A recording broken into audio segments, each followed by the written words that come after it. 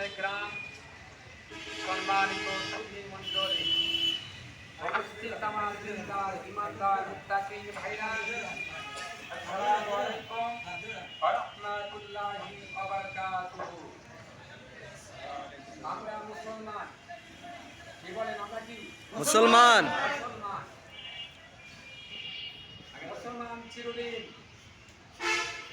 1,00,000 Roman সৈন্য, একদিকে 3,000 মুসলমান লড়াই করতে গিয়ে মুসলমান সর্বশক্ত হয়েছে বলে বলেন ঠিক কিনা? ঠিক। আজও মুসলমান পারে খ্রিস্টান ভাষারা তারা যদি ইসলামের বিরোধিতা করে তার বিরুদ্ধে আন্দোলন করার ক্ষমতা আজও আছে বলে বলেন ঠিক কিনা? ঠিক। बातिल पे करने वाले आया से मारी हम तो कर चुका है देखो इंतहा हमारा। বাতিলের সামনে মাথা নত করা যায় আমরা নই। হে আকাশ, হে জমিন, বহুবার দেখেছো পরীক্ষা মুসলমান উত্তীর্ণ হয়েছে। तौहीद की अमानत सुखीनों में है हमारे मुमकिन नाम निशान। একত্ববাদের আমানত আমাদের সিনার ভিতরে আছে। আমরা কাউকে ভয় করি না। আমাদের অস্তিত্ব নিজেদের শক্তি আল্লাহ ছাড়া চলে কারো নাই। ঠিক। আমরা ইসলামকে মানি। ইসলামকে প্রতিষ্ঠিত করেছিল, কায়েম করেছিল বিশ্বনবী, বিশ্ব মানবতার মহানবী, বিশ্ব শোধিত নির্যাতিত নিপীড়িত মজলুম নেতাদের দিশারি জনাবে মুহাম্মদ রাসূলুল্লাহ সাল্লাল্লাহু আলাইহি ওয়াসাল্লাম। এই আল্লাহর দ্বীন জমিনে কায়েম করতে গিয়ে উহুদের ময়দানে জান মোবারক শহীদ করে দিয়েছিল। সেই ইসলামকে ধ্বংসের ব্যাপারে ইহুদি খ্রিস্টানরা একমত হতে পারে, মুসলমান কি ইসলাম রক্ষার জন্য আমরা আপনারা একমত হতে পারি না?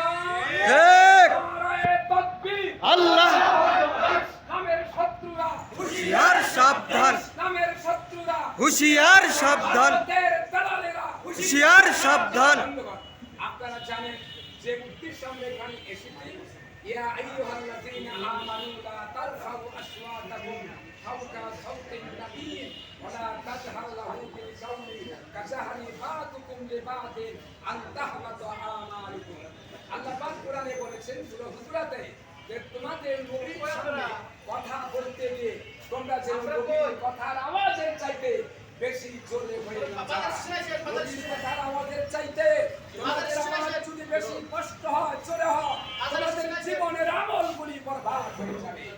সেই ভারতের একজন হিন্দু, একজন এমপি আমাদের সেই বিশ্ব নবীর বিরুদ্ধে যে ব্যঙ্গ করেছে, ভারত সরকারকে জানাতে চাই আপনি যেখানেই থাকেন, যে ধর্মই পালন করেন, মুসলমান সারা বিশ্বে এক হয়েছে।